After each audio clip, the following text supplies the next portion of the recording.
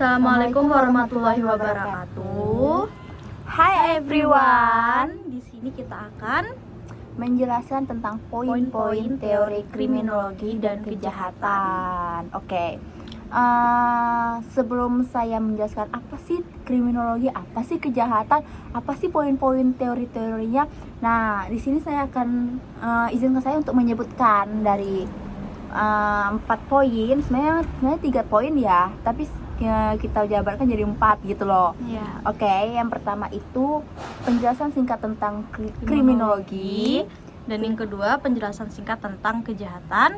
Yang ketiga itu mazhab positif Italian atau mazhab lingkungan dalam memandang suatu kejahatan. Dan yang keempat macam-macam teori kriminologi menurut mazhab lingkungan, atau yang disebut bisa disebut juga sosial kultural atau sosial kriminal. Oke. Oh iya, sebelum kita menjelaskan apa sih yang 4 poin tersebut, izinkan saya dan teman saya memperkenalkan diri dulu ya. Oke, dengan saya Wikramawardhani dengan 425. Dan saya Tiara Sofia Zahra dengan NIM 443. Oke, di sini saya akan bertanya sedikit tentang kriminologi. Tentang kriminologi saya akan mau bertanya nih sama teman saya di samping saya ini, sama Tiara. Ya. Mungkin sedikit Tiara tahu tentang penjelasan kriminologi itu apa, karena kayak mungkin dari mereka semua ada kalangan yang tahu kriminologi itu tapi dia tidak tahu tujuan dari kriminologi itu apa, terus kayak detail kriminologi itu seperti apa. Mungkin dari Tiara bisa membantu untuk memperjelas dari tujuan, terus dari maksud dari adanya kriminologi, terus mungkin adanya dari pakar-pakar tersebut yang Tiara tahu gitu loh. Mungkin bisa Tiara menjelaskan sedikit tentang kriminologi gitu. Iya. Jadi menurut saya sendiri kriminologi itu merupakan suatu ilmu yang sebab-sebabnya itu ada di suatu ilmu kriminologi ini. Jadi untuk mengetahui dari berbagai aspek tindak kejahatan, jadi ilmu kriminologi itu khususnya untuk mempelajari hal tersebut. Terus untuk tujuannya sendiri itu sebuah ilmu kriminologi ini hadir dengan beberapa suatu pengetahuan yang dimana sebab-sebab seseorang melakukan kejahatan, melakukan suatu tindak kekerasan ataupun yang lainnya, dan kemudian apakah seseorang yang melakukan kejahatan tersebut dapat disebabkan karena kondisi atau masyarakat di lingkungan sekitarnya. Jadi kriminologi itu secara garis besarnya dapat dikatakan seperti itu. Oke, jadi kriminologi itu berupa beberapa aspek ya, beberapa beragam aspek tentang tidak mempelajari tentang kejahatan, tidak mempelajari sesuatu tentang kejahatan tersebut gitu loh. Maksudnya itu tidak mempelajari tentang kejahatan aja, tapi sebab-sebabnya juga khusus dipelajari di ilmu pengetahuan kriminologi ini. Oke, berarti dari sini kita mengetahui ya kejahatan itu seperti apa, adanya kriminologi. Iya. Oke, sedikit bertanya juga kayak menurut pakar deh. Sedikit menurut pakar apa sih yang mungkin Tiara tahu salah satu aja deh, kita nggak perlu banyak-banyak ya karena kita masih panjang untuk membahas sesuatu dari beberapa poin tersebut yang kita berdua sebutkan tadi gitu loh. Jadi terdapat ahli dari P. Topinard, yaitu seorang ahli antropologi dari Perancis yang mengatakan bahwa kriminologi itu untuk pertama kalinya bahwa ilmu masyarakat ini merupakan sebuah ilmu pengetahuan yang khusus mempelajari tentang berbagai aspek tindak kejahatan tertentu. Jadi gitu. Oke. Mungkin di sini saya akan menjelaskan sedikit menambahkan apa sih kriminologi tersebut, gimana kriminologi tersebut. Menurut saya gini loh Tir, kayak kriminologi itu pengetahuan tentang kejahatan penjahat. Kriminologi juga pertama kali dikenal oleh Paul Tropit pada tahun 1879. Seorang antropologi Prancis. Secara umum istilah kriminologi secara etimologi juga, kriminologi itu berasal dari bahasa Yunani. Oh gitu. Seperti dalam arti kata crime artinya kejahatan. Benar. Dan jogos juga artinya keilmuan. Dengan demikian juga kriminologi ada ilmu untuk pengetahuan yang mempelajari tentang kejahatan. Tapi mungkin enggak dalam arti kata kriminologi itu enggak semuanya, enggak semua materi kriminologi itu mempelajari tentang kejahatan, tidak. Tapi dengan adanya kriminologi itu, nah dari saya pun kayak kita belajar, oh seperti ini loh orang bakal jahat, oh adanya orang kejahatan itu seperti itu. Iya. Ada terus juga kayak ada beberapa pakar yang berpendapat tentang kriminologi. Yang pertama itu juga menurut Wood, kriminologi itu keseluruhan pengetahuan yang diperoleh berdasarkan teori pengalaman yang berkaitan dengan perbuatan jahat dan penjahat. Yang kedua juga ialah pengetahuan tentang perbuatan jahat dan perilaku tercela yang menyangkut orang-orang yang terlibat dalam perilaku jahat. Dan yang ketiga itu ialah Welter, kriminologi ya pemahaman keterlibatan individu dalam tingkah laku delikuen atau tingkah laku jahat serta pemahaman tentang kerjanya sistem pidana gitu. Oh jadi gitu. Jadi kriminologi itu tidak hanya mempelajari tentang sebuah aspek kejahatan, tetapi juga dapat mempelajari tentang suatu sebab dari seseorang melakukan kejahatan. Iya, karena gini loh, pasti ada alasan dong kenapa orang itu berbuat jahat. Iya, jadi kita dapat mengetahui alasan-alasan mengapa seseorang itu memiliki sebuah tindakan untuk melakukan kejahatan terhadap seseorang gitu. Baik, dan dari sistem kriminologi juga ada 3 bagian utama kriminologi. Tara mau tahu nggak sih apa aja gitu loh? Yaitu sistem 3 bagian itu. 1 sosiologi hukum, kedua itu etiologi kejahatan, ketiga itu penologi. Gitu. Oke, mungkin tentang kriminologi udah jelas ya. Sekarang saya mau nanya sama Tiara tentang kejahatan tuh. Apa sih kejahatan? Mungkin tetapi ada salah satu nih dari kriminologi itu ada teori-teorinya. Oh boleh. Jadi sebelum kita melakukan dan akan menjelaskan tentang kejahatan, jadi kita akan menjelaskan tentang salah satu kriminologi ini terdapat suatu teori-teori, menjelaskan sedikit tentang teori-teori yang ada di kriminologi. Mungkin Tiara bisa sebutkan salah satu aja ya, karena kita memikirkan durasi waktu nih teman-teman. Jadi salah satunya yaitu teori kontrol sosial, yang dimana landasan berpikir dari teori konteks sosial ini melihat dari individu sebagai seseorang secara tidak langsung patuh terhadap hukum, yang ternyata memang adanya beberapa segi pandangan antesis yang dimana seseorang itu belajar agar tidak melakukan perilaku pidana-pidana. Jadi perilaku pidana ini yang akan melakukan seseorang berbuat kejahatan. Jadi di mana kontrol sosial ini dapat mengontrol seseorang agar mereka itu tidak adanya suatu tindakan kejahatan, yang dimana yang telah dibicarakan tadi melakukan sebab-sebab yang ada. Jadi gunanya teori kontrol sosial itu seperti itu. Jadi kriminologi ini masih banyak macam teori ya rupanya gitu. Cuman kita akan membicarakan salah satunya aja.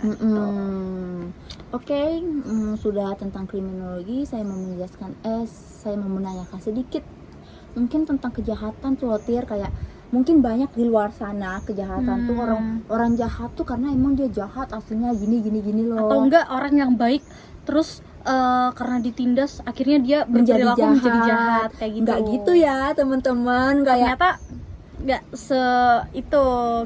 enggak sekejam itu, enggak setakut itu gitu. Enggak.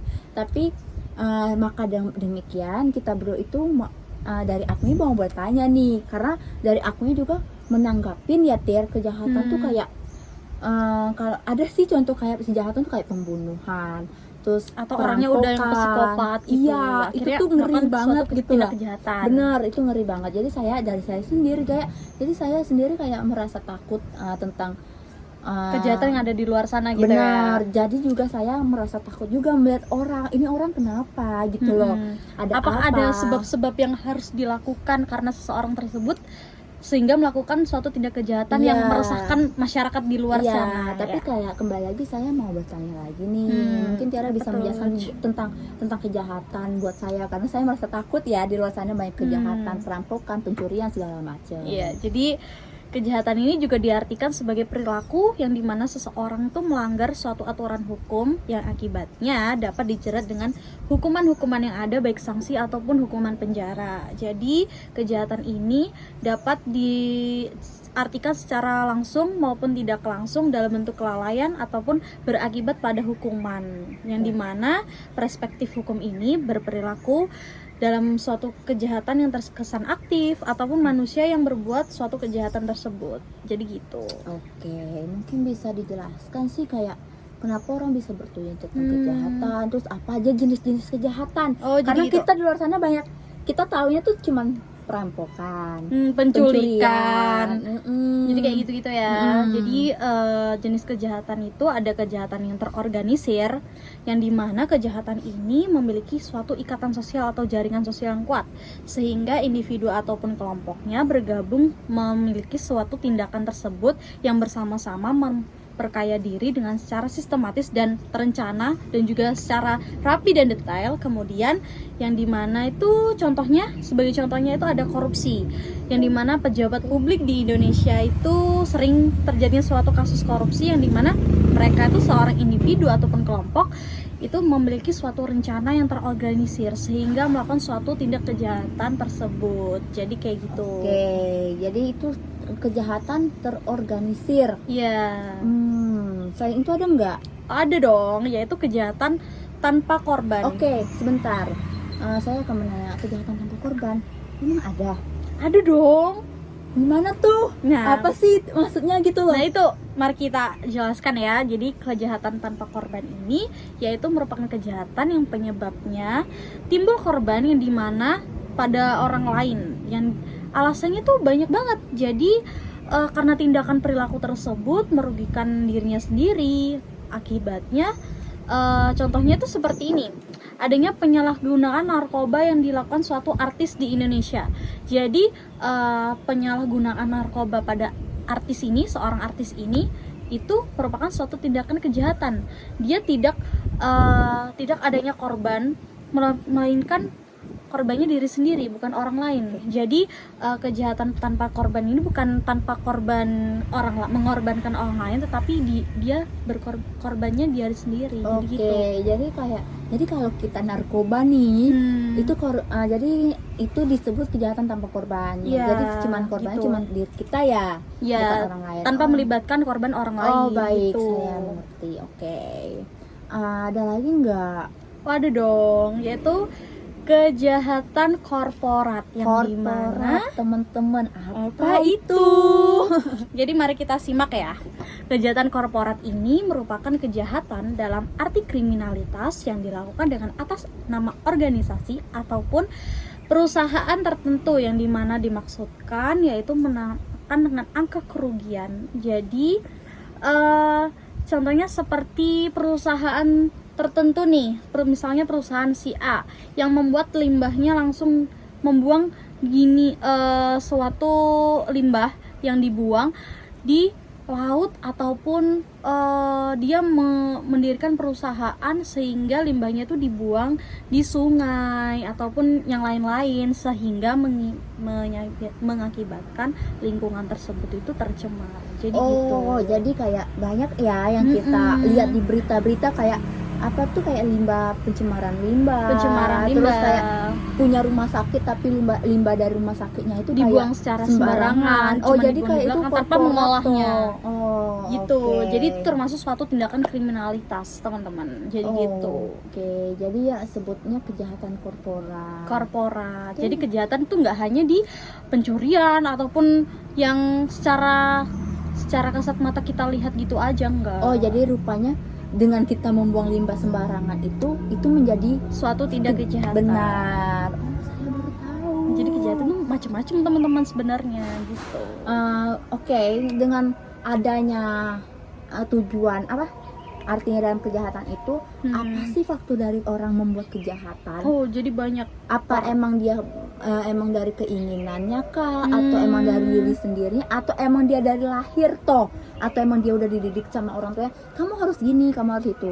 Saya mau bertanya nih sedikit, apa sih faktor penyebab kejahatan Oh, yang Tiara jadi- tahu itu loh? Jadi banyak faktor itu. Faktor penyebab kejahatan pertama itu ada faktor keinginan, yang dimana keinginan dari orang lain ini menjadi salah satu faktor penyebab kejahatan.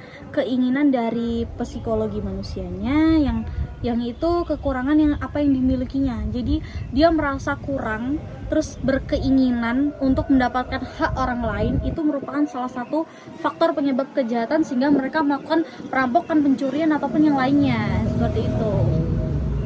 Yang kedua yaitu ada faktor kesempatan. Oke, faktor kesempatan. Apa sih? Ya. Kalau menurut saya, yang saya artikan faktor kesempatan itu kayak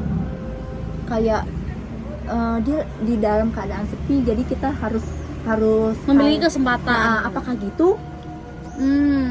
Mungkin lebih ke kejahatan yang terjadi yang didasari pada suatu kesempatan ini yang diperoleh dengan adanya hubungan kedekatan antara pelaku dan korban. Jadi pelaku sama korban ini sudah adanya hubungan dan mereka sudah saling kenal seperti itu. Jadi itulah kesempatan yang mendorong seseorang melakukan kejahatan. Misalnya di dalam kondisi sepi, si A dan si B ini udah berteman gitu. Terus kemudian apa sih yang dilakukan si B saat si A itu tidak ada di rumah saat menitipkan rumahnya kepada si B, karena sudah ada hubungan saling percaya antara pertemanan seperti itu. Akhirnya pada rumah si A ini kemudian si B melakukan suatu tindakan kejahatan di mana kesempatan yang ada, kemudian dia mengambil barang-barang yang mewah, branded ataupun hal-hal yang lain yang bisa dijual dengan harga yang menurutnya dia itu di pasaran sangat mahal. Jadi itu merupakan sebuah faktor kejahatan di sebuah tindakan kesempatan ini ya. Oke, berarti emang Gitu. berarti dari dengan adanya kriminologi itu kita harus berhati-hati ya, Tir. Kayak Benar, kita harus benar. jadi kita tuh harus nggak selalu beranggapan manusia itu selalu baik. Iya gitu. Gitu. Cuman nggak ada salahnya baik sama seseorang ya nggak sih? Benar. Cuman kita tuh harus hati-hati dan pandai menilai seseorang gitu aja.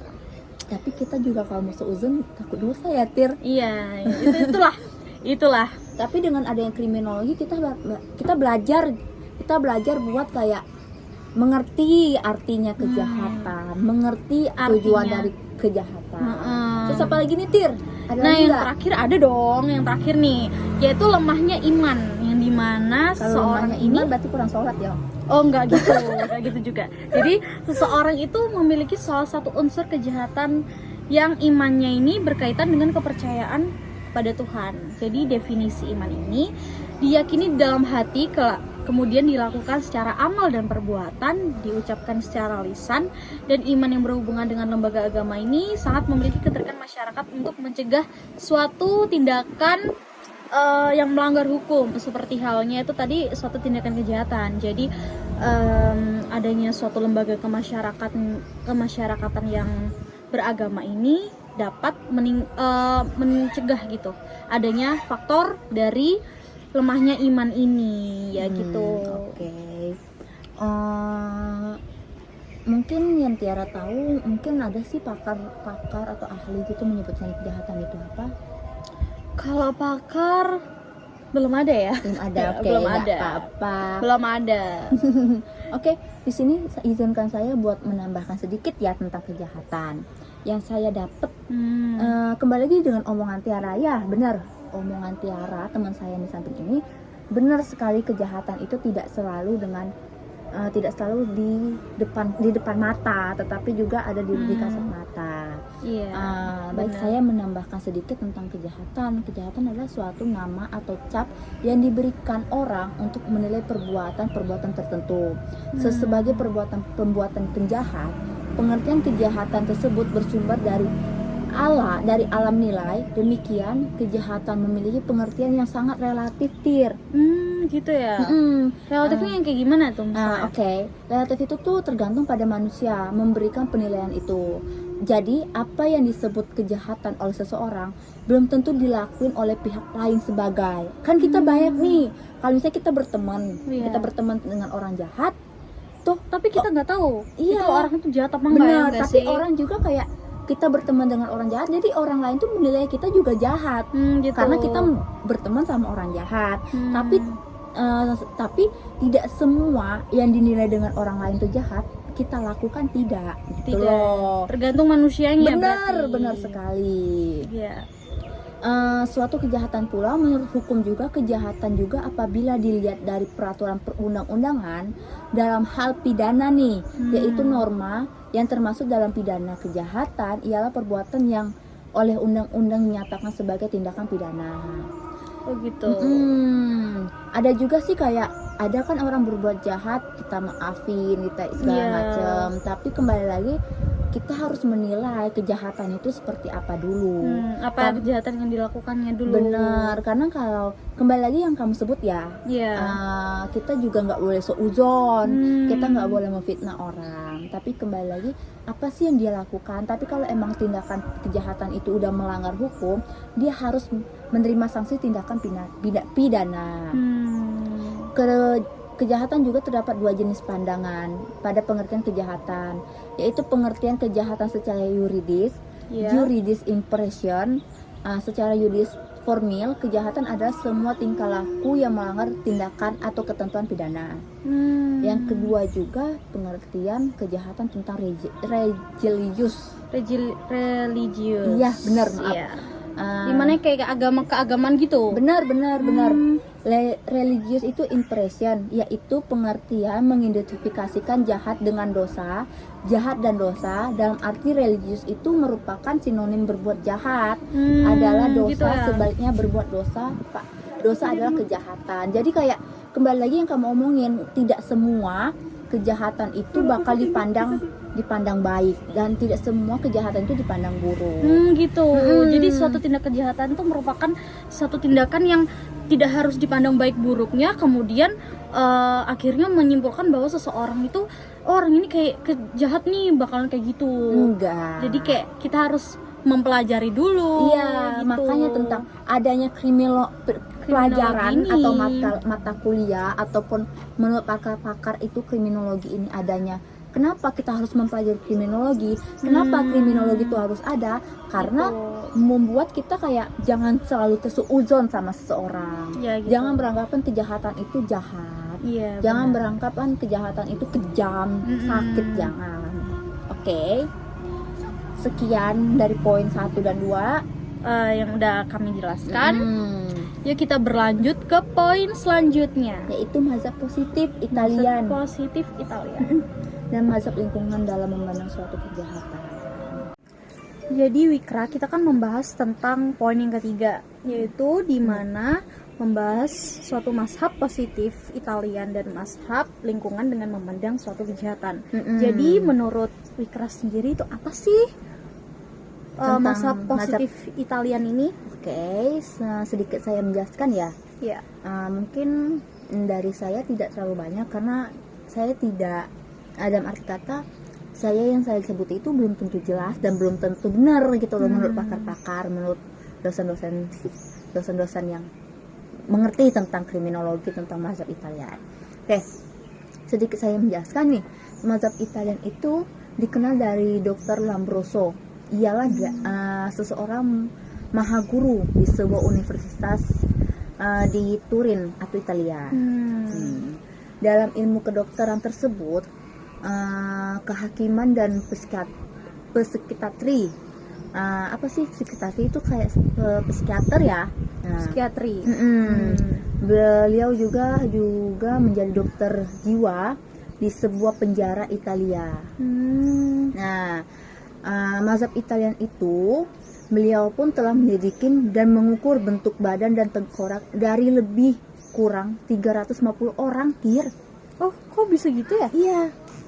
Orang yang diberikan hukuman itu dari penyelidikan beliau, oh iya, maka ditarik kesimpulan nih, Tir, bahwa memang ada orang jahat dari semenjak lahirnya, dan setiap penjahat itu mempunyai banyak sekali sifat-sifat yang menyimpang dari orang-orang biasa dan juga semua itu dapat terlihat. Dari pertama, dia itu ada keadaan fisik, terus tuh Kemudian? ada keadaan psikis, kedua juga mempunyai tabiat. Nah, aku menjelaskan sedikit ya, Iya, keadaan apa fisik itu? itu seperti apa contohnya. Oke, contohnya keadaan fisik itu ialah matanya kecil, yang letaknya sangat dalam, yang beberapa atau yang berada pada rongga mata besar. Oh gitu. Yang kedua juga mempunyai rahang yang menonjol ke depan. Yang ketiga juga mempunyai lubang hidung yang terlalu besar, dan yang terakhir itu mempunyai rambut keriting. Oh, Itu gitu. mempunyai keadaan fisik. Tapi kembali lagi, maaf, nah, kita tidak seuzon dengan yang saya sebutin tadi, tapi ini menurut pakar dari Lambroso, Dr. Lambroso. Menurut Lambroso sendiri berarti. Benar, menurut Dr. Lambroso itu seperti itu. Nah, itu udah secara fisik ya. Sekarang kalau keadaan psikisnya itu bisa dikasih contoh seperti perasaan sakit yang kurang. Misalnya aku nyubit kamu nih, tapi kamu tuh kayak nggak punya rasa sakit sama sekali. Itu juga, itu juga bisa menjadi penelitian dari Dr. Lambroso, gitu. Terus juga gila hias. Gila hias itu juga mengakibatkan atau menjadi penelitian Dr. Lambroso itu kejahatan itu juga bisa, gitu loh, gila hias. Dan kejam. Kalau kejam itu kita udah sering ya ketemuin gitu orang. Kalau orang jahat itu pasti kejam dong. Gitu. Terus juga, dan dia juga mempunyai tabiat. Apa sih itu tabiat? Kita juga nggak pernah mengenal ya kata-kata tabiat itu apa benar. sih, buat yang belum tahu nih. Benar. Nah, secara artikel yang saya temuin, tabiat itu kayak dia mempunyai tato, dia minum minuman keras, dia mabuk-mabukan. Narkoba juga termasuk. Bener gitu. banget itu yang kamu sebutin tadi ya, tentang Sabu-sabu, kejahatan, narkoba. tentang kriminologi. Nah, tabiat itu masuk ke dalam materi kamu, gitu lah, bisa yang menjadi tadi. benar. Nah, pasti bingung kan, kok kenapa sih orang jahat itu, apa emang dia hobi atau emang dia melakukan kejahatan itu emang dia lagi butuh-butuhnya atau Ataupun terdesak? waktu luang menggabut ya istilahnya ya. Iya, benar. Nah, kenapa kejahatan itu ada? Penyebab suatu kejahatan itu mempunyai perilaku atau sifat menyimpang daripada orang lain. Sifat penyimpang ini menurut Dr. Lambroso itu terjadi karena keturunan, Tir. Oh, jadi keturunan bisa membuat suatu orang bertindak ke suatu kejahatan. Benar sekali. Saya nggak pernah habis pikir kan, kok orang jahat itu keturunan sih? Ada keturunan, kok kenapa sih? Kayak orang psikopat juga Keturunan ada dong. keturunan dong.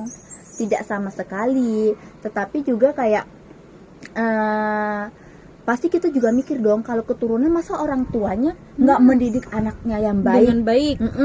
Kenapa harus mendidik anaknya tentang jahat gitu loh, maksudnya. Biasanya gitu sih lah. banyak orang yang dari faktor DNA. Jadi bukan karena sifat ataupun diajarkan gimana caranya sama orang tuanya, tapi secara keturunan DNA-nya tuh udah ada sifat jahat gitu. Wajar, menurut Dr. Lambroso itu makanya kayak keturunan itu seperti itu ya. iya, rupanya. jadi kayak banyak penelitian Iya, yang ada. benar sekali. Oke, terjadi karena keturunan atau orang yang dilahirkan sebagai penjahat. Iya. Tapi nggak semuanya ya, kita dilahirkan kita sebagai penjahat, tidak. Enggak. Tapi kembali lagi ke masing-masing diri sendiri gitu sendiri. loh. Kembali lagi kayak yang saya sebutin tadi, orang-orang yang mempunyai sifat-sifat tersebut, orang-orang yang akan tahu atau kemungkinan dapat menjadi penjahat, gitu. Terus juga orang-orang yang mempunyai sifat tersebut memenuhi syarat tertentu atau tersebut, Lutir. Oh, gimana tuh? Nah, yang ada kemungkinan dan dikhawatirkan akan menjadi lambat atau cepat. Apa sih yang disebut lambat atau cepat itu? Apa tuh? Dalam artikel tersebut yang saya baca ya, yang dikatakan bahwa orang itu mempunyai tipe Lambroso. Tipe Lambroso. Saya kurang mengerti dan kurang memahami ya tipe Lambroso itu apa. Tapi lalu pendapat dari masyarakat, pasti ada dong pendapat dari masyarakat, karena di materi kita yang saya sebutin itu mazhab lingkungan dalam memandang suatu kejahatan. Pasti dalam masyarakat itu memandang kejahatan itu buruk, kejahatan seperti ini seperti itu, tidak yang merugikan masyarakat di lingkungannya. Tidak sama sekali. Saya akan menjelaskan ya, pendapat dari masyarakat dengan teori Lombroso itu, pendapat Lombroso ini mendapat perhatian dari masyarakat loh, Tir. Tapi juga dicela keras. Karena Lombroso itu, penelitian Lombroso itu, penjahat itu dari yang saya sebutin tadi ya, dengan terjadi turun temurun. Keturunan, Iya benar. gitu. Tapi masyarakat tersebut mencelah keras adanya teori tersebut. Teori itu tidak benar kalau masyarakat berpendapatnya seperti itu. Gitu. Tidak oke. Karena apa? Tidak setiap orang yang memenuhi syarat-syarat penjahat menurut Dr. Lombroso itu sudah menjadi penjahat.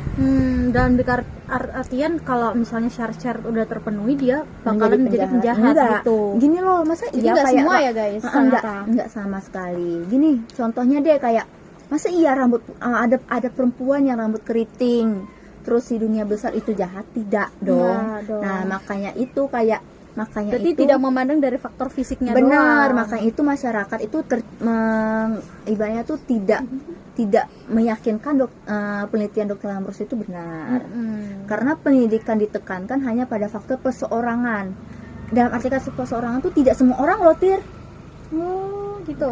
Tapi menurut Dr. Lombroso itu semua orang itu jahat. Karena dia mempunyai syarat-syarat yang Lombroso udah sebutin katakan tadi ya, gitu. benar.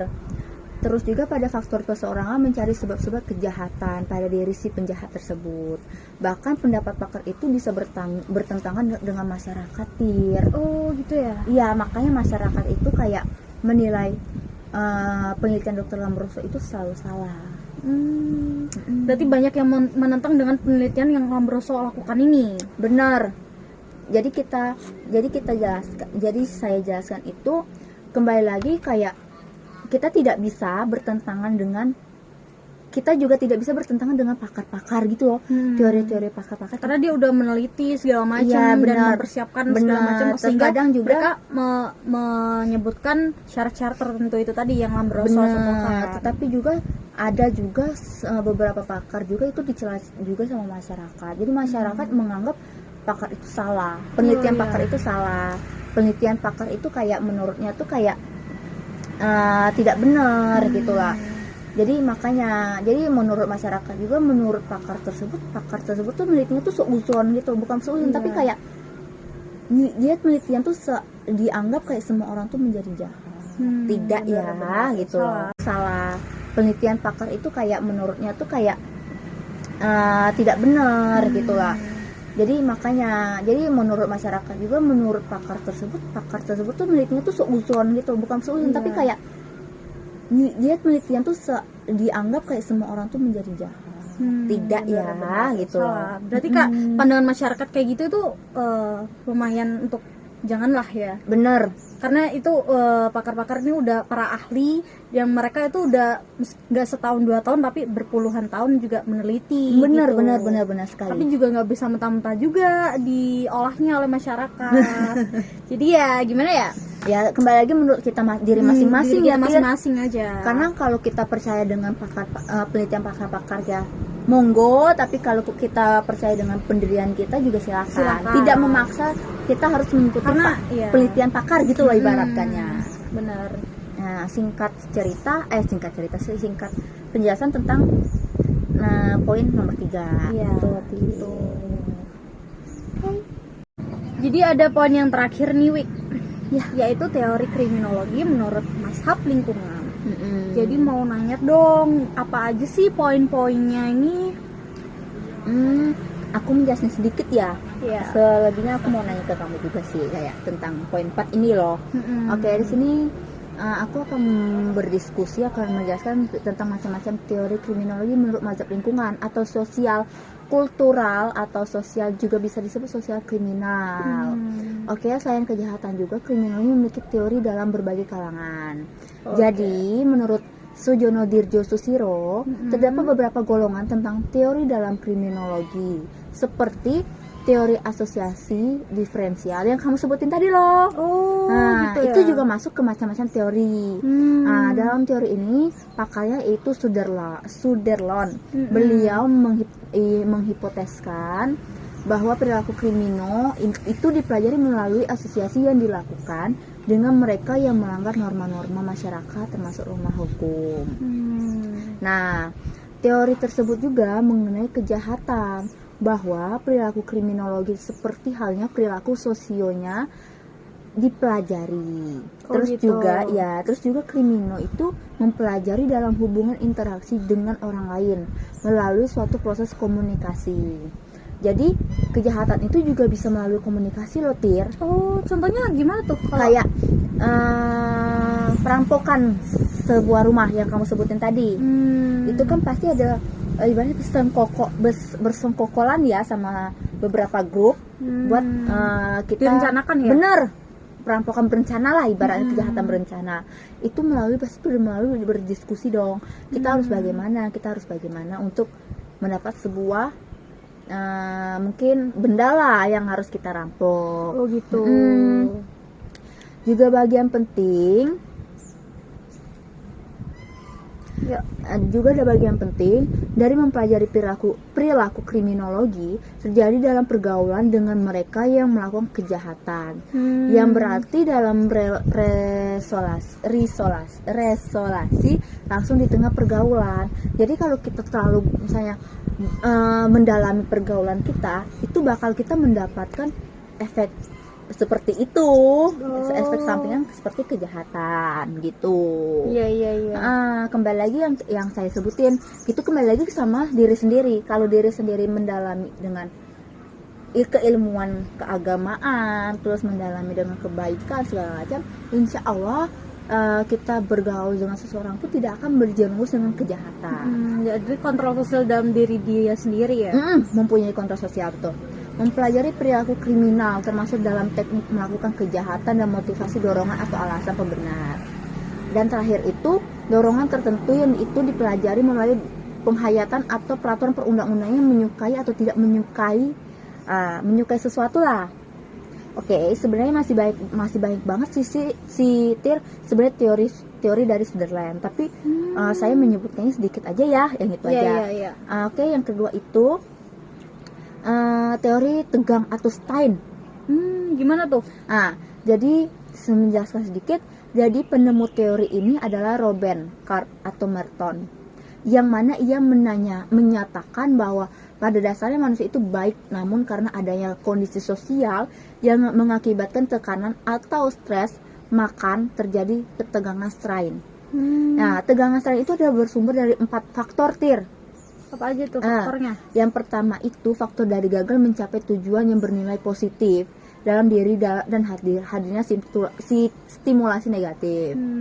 Nah, adanya perbedaan antara ekspektasi harapan, terus juga sehingga satu-satunya untuk mencapai tujuan ini adalah melalui cara ilegal. Toh kejahatan itu bisa disebut ilegal dan legal. Ilegal itu kayak mempunyai kejahatan yang di luar batas. Dia emang udah kayak maksudnya tuh kayak emang udah ahlinya dalam kejahatan, dalam arti kata perampokan, pembunuhan, penculikan. Berarti nggak hanya dilakukan sekali dua kali. Benar. Nah, contoh dari teori ini juga sesuai dengan masa pandemi loh, Tir, di mana semua mayoritas masyarakat mengalami krisis ekonomi. Tuh kita lihat kan dari berita di masa pandemi ini banyak banget kayak ekonomi berturun, terus bahan pokok jadi naik gara-gara pandemi benar. ini. Maka dari itu efek pandemi itu membuat masyarakat tuh berpikir dia akan melakukan kejahatan karena merasa dirinya udah ekonominya nggak ada, terus banyak PHK ya, pemutusan hubungan kerja secara gede-gedean, akhirnya mau gimana lagi untuk memenuhi kebutuhan keluarganya, akhirnya dia akan merampok, mencuri, benar. kesenjangan sosial tinggi ya. Jadi mengalami krisis ekonomi yang lumayan parah, Tir, sehingga masyarakat tidak dapat berpikir dengan akal sehat. Maka tekanan atau dari tegangan ini yang menyebabkan terjadi teori tersebut terjadi. Krisis ini sangat berpengaruh banget loh, Tir. Jadi kayak kalau kita emang udah habis akal, itu Iya. apapun yang terjadi tentang kejahatan bakal kita lakuin. Iya, gitu. benar. Oh iya Tir, ini kan masih banyak lagi nih. Aku cuma menjelaskan sedikit aja nih. Aku juga mau nanya dong, mungkin kamu juga tahu dong apa aja sih teori-teori selain teori yang sebutin tadi? Oh, ada lagi nih. Apa tuh? Teori label, yaitu teori labeling yang timbul pada awal 1960-an. Kemudian banyak dipengaruhi oleh aliran Chicago yang dibandingkan dengan teori lainnya. Teori labeling ini memiliki spesifikasi, yaitu teori labeling yang merupakan cabang dari teori terdahulu. Teori ini menggunakan perspektif baru dalam kajian terhadap kejahatan dan penjahat. Teori labeling ini menggunakan metode baru yang mengetahui adanya suatu kejahatan dengan menggunakan self-report study, yaitu interview terhadap pelaku kejahatan sendiri yang tidak tertangkap atau tidak diketahui polisi atau pihak yang berwajib ya. Baik. Dan juga landasan teori tersebut berpikir dari teori ini dapat diartikan segi pandangan pemberian norma, yaitu bahwa sebab utama kejahatan dapat dijumpai dalam pemberian nama ataupun pemberian label oleh penguasa sosial untuk mengidentifikasi anggota-anggota tertentu di masyarakat. Dan yang terakhir kita ada yang namanya teori prekonalitik, yaitu teori yang dihubungkan dari delinquen dan perilaku kriminal dengan suatu hati nurani yang baik. Dia begitu menguasai sehingga menimbulkan suatu perasaan yang bersalah, dan super egonya yang begitu lemah sehingga tidak dapat mengontrol dorongan-dorongan yang ada dari individunya sendiri dan bagi suatu kebutuhan yang harus dipenuhi. Teori tersebut juga menjelaskan tingkah laku manusia yang digerakkan oleh suatu dorongan impulsif, kemudian bahwa sadar yang transformasi sedemikian rupa ini menjadi berbagai wujud tingkah laku yang termasuk perilaku altruistik. Kemudian kepribadian manusia ini kemudian dapat dipahami juga sebagai interaksi dinamis antara ego dan superego, kemudian menjadikan suatu keseimbangan strukturnya. Oke. Gitu. Oh iya Tir, lupa nih. Nah, udah kita sebutin 4 ya. Ya. Ada satu lagi nih yang ketinggalan. Itu yaitu teori kontrol sosial. Di mana teori ini berangkatan dari asumsi bahwa individu di masyarakat mempunyai kecenderungan yang sama untuk menjadi baik atau jahat. Baik jahatnya seseorang sepenuhnya tergantung pada masyarakatnya, tergantung pergaulannya juga, gitu loh. Oh, kalau gitu lingkungannya juga berpengaruh nggak? Sangat berpengaruh. Iya. Nah, ia menjadi baik kalau masyarakat membuatnya baik. Ia bisa bisa menjadi jahat kalau masyarakatnya juga jahat, gitu loh. Nah, teori tersebut mendapat 4 unsur kunci dalam teori tersebut mengenai perilaku kriminal menurut Hirschi 1969. Sebutin dulu ya, aku sebutin dulu ya. Yang pertama itu kasih sayang, kedua itu komitmen, ketiga itu keterlibatan, dan keempat itu kepercayaan. Kalau dia mempunyai lingkungan yang mempunyai kasih sayang, dia tidak akan melakukan kejahatan. Kalau dia juga mempunyai lingkungan punya komitmen yang baik, dia tidak akan melakukan kejahatan. Begitu juga keterlibatan dan kepercayaan. Gitu. Oh gitu. Oke. Dari teori tersebut, hubungan dengan kejahatan atau perilaku menyimpang, baik seperti teori-teori yang saya bilang tadi ataupun kamu bilang tadi, kepercayaan. Gitu. Oh gitu. Oke. Dari teori tersebut, hubungan dengan kejahatan atau perilaku menyimpang, baik seperti teori-teori yang saya bilang tadi ataupun kamu bilang tadi, ego dengan super ego tadi harus sama atau seimbang, Tir. Kenapa sih harus sama dan seimbang? Kembali lagi, kalau kita mengikuti egois kita sendiri, semuanya bakal apapun yang kita pikirin itu semuanya bakal kita lakuin, dari kepikiran jahat maupun pikiran buruk, semuanya kita bakal lakuin. Gitu. Nah, kenapa demikian? Karena kalau tidak adanya keseimbangan dan hubungan antar ego dan superego, inilah yang membuat manusia lemah dan akibatnya lebih mungkin melakukan perilaku kejahatan atau penyimpangan sesuai lah dari apa yang dia bakal dilakukan. Oh ya, teori Rifan juga menyatakan bahwa penyimpangan dihasilkan dari rasa bersalah berlebihan, sehingga mengakibatkan dari superego berlebihan. Orang dengan superego yang berlebihan akan dapat merasakan bersalah tanpa alasan dan ingin hukum cara yang dilakukan untuk menghadapi rasa bersalah. Justru dengan melakukan kejahatan tersebut, kejahatan itu untuk merendahkan ke super egonya Tir. Oh gitu ya. Karena kalau dia merasa dia tidak egois, dia tidak bakal kayak tidak akan melakukan suatu perbuatan itu. Benar gitu loh. Kejahatan itulah yang untuk meredahkan super ego karena secara tidak sadar juga dan sebenarnya menginginkan untuk mengalihkan rasa bersalah. Iya. Oke Tir, tadi kan kita udah menyebutkan 4 poin ya. 4 poin udah terpenuhi nih. Bener, udah 4 poin ini kita jelaskan secara singkat dan kita tutup aja ya. Iya, kayak kurasa ini sudah waktunya, durasinya udah ini nih. Udah full ya. Udah full. Kayaknya takut nanti kalian bosan lihat muka kita. Bener banget. Ya udah. Oh ya udah. Sekian dari penjelasan dari kelompok kami. Terus juga, oh ya, sebelum menutup ini, ya, aku ataupun kamu, jadi tahu dong ya. Iya. Apa itu kejahatan? Apa itu kejahatan? Apa itu kayak kejahatan? Faktor-faktornya juga. Terus juga menurut apa tuh tercelanya masyarakat dengan pakar-pakar gitu loh. Teori-teorinya juga udah ada. Jadi ya dengan kriminologi itu kita bisa berhati-hati ya Tir. Iya. Kita bisa mempelajari dengan hati-hati gitu loh. Iya benar-benar. Oke. Dari saya Wikram Wadani dan teman saya Tiara Sofia Zahra pamit mengundurkan diri nih karena sudah waktunya kita selesai untuk menjelaskan beberapa poin tersebut. Mungkin kalau ada salah kata dan kurang kata kita berdua minta maaf. Mohon maaf karena manusia tidak ada yang sempurna, Besti. Dan tidak luput dari suatu kesalahan. Benar. Yaudah, ya. Kita pamit Kita ya. tutup ya. Bye. Assalamualaikum warahmatullahi wabarakatuh.